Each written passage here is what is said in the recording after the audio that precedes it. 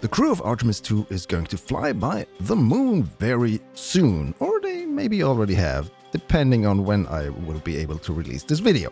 What's more interesting to maybe some of you is that you can recreate the journey of this mission right in Kitten's space agency down to the exact orbital paths. Here's how.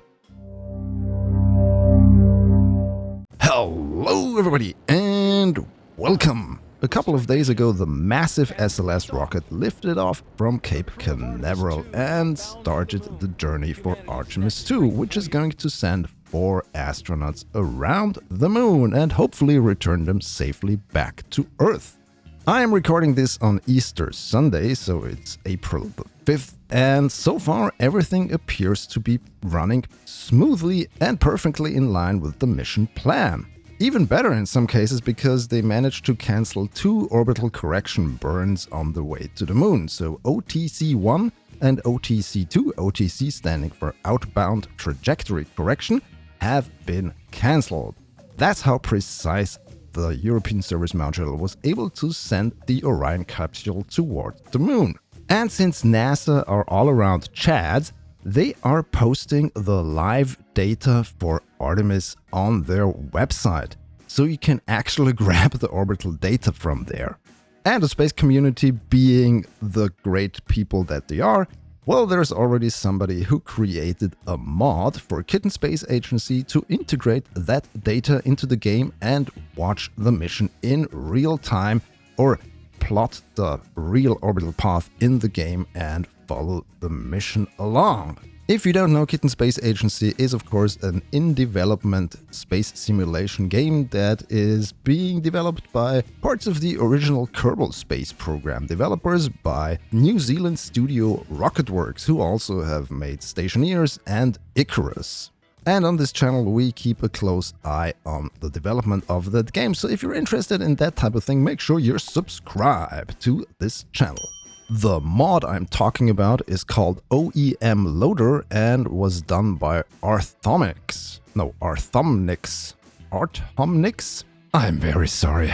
I'm really bad with made-up nicknames on the internet. I'm also bad with names in general, so yeah, there's that. Anyway, you can grab the mod from Spacedock, or when you visit the KSA forums, there is an explainer there, and it also shows you all the dependencies you are going to need to install to run this mod. Basically, what you're going to need is the star map mod loader, you're going to need mod menu, and you're going to need Kitten extensions. I'm not going to go over the details how to install the mods. There are very good explanations how to do this on all the links that I'm going to provide in the description below. Once you have everything installed, you can load up the game and it will offer you not only the Earth and Moon or Solar System or Earth only option, but also an Earth and Moon custom option that is going to change the orbital paths a bit around, so the moon is more in the position that it is right now. Otherwise, the orbital data provided by NASA would not really perform a lunar flyby. I mean, it would, but the spaceship would be not in the same position as it would be if the moon was in the correct position that it is now. Once the game has started up, you select the vehicle that you want to put on the Artemis 2 trajectory. I'm going with the default vehicle just called Rocket, and I'm separating the first stage, so I only have the command module and propulsion system ready, which is similar to what Orion and ESM are, but of course it does not look anywhere like it. Thanks to the mod menu mod, on the bottom there is now an additional menu entry called mods, and when you select that, then there is something in there called OEM Loader. You click that and a window appears, and in there you need to paste the path for the .asc file that you have downloaded from NASA's website. And once that is loaded, you can just click Go to Now to set your spacecraft to the exact position that the Artemis 2 vehicle is at right now. Lo and behold, we are now on our trajectory around the moon. You can see where we will have the lunar encounter, then where the flyby is going to happen, and then of course the return back to Earth.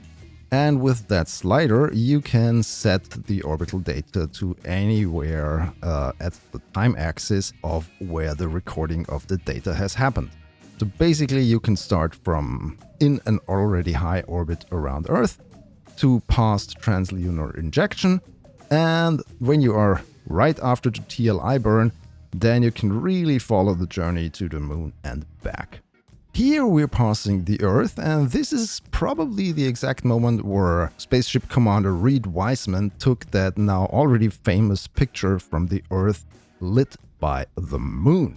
I have to say this is an awesome picture and it looks fantastic, but this is probably not how it is going to look like for the human eye. You see, NASA thankfully provides all the EXIF data for the images that they are putting online.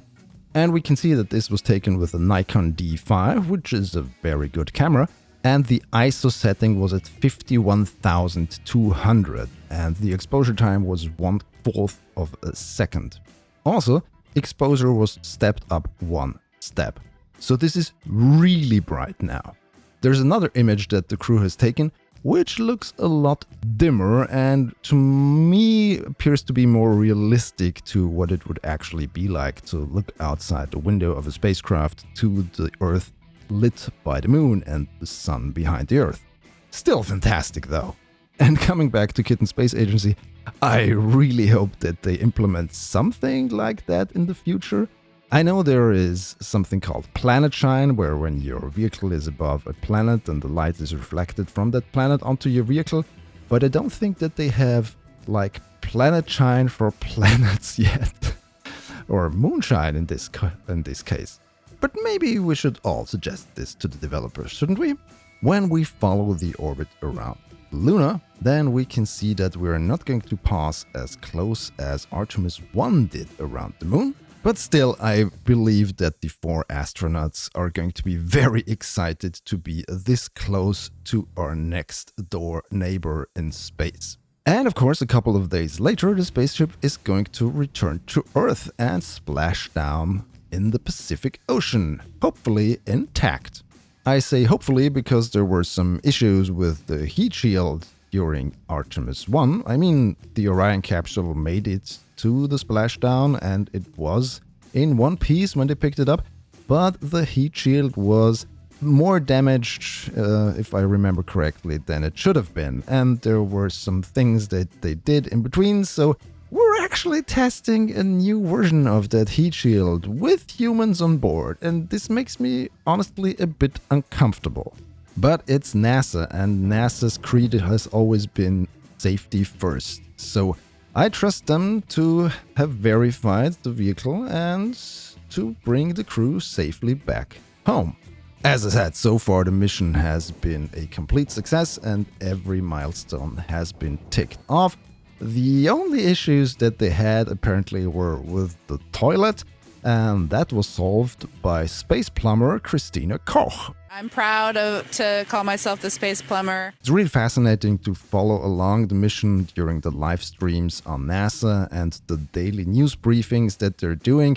And I really hope that this inspires future generations to continue looking up to the stars and imagining what if we're up there permanently, not just for a few days.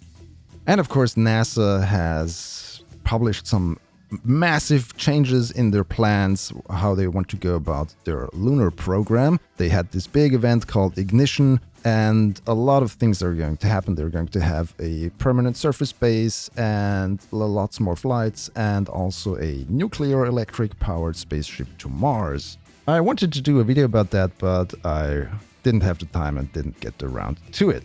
Anyway, did you try out this mod already? If you have, put a comment down below and let me know how it went and how it was for you to replay the Artemis 2 flight path in Kitten Space Agency. And let's hope we can all cheer in a few days when the crew returns safely home. If you enjoyed this video, please subscribe to my channel for more and follow me on my social thingies. The links are in the description. Thanks for watching. Goodbye.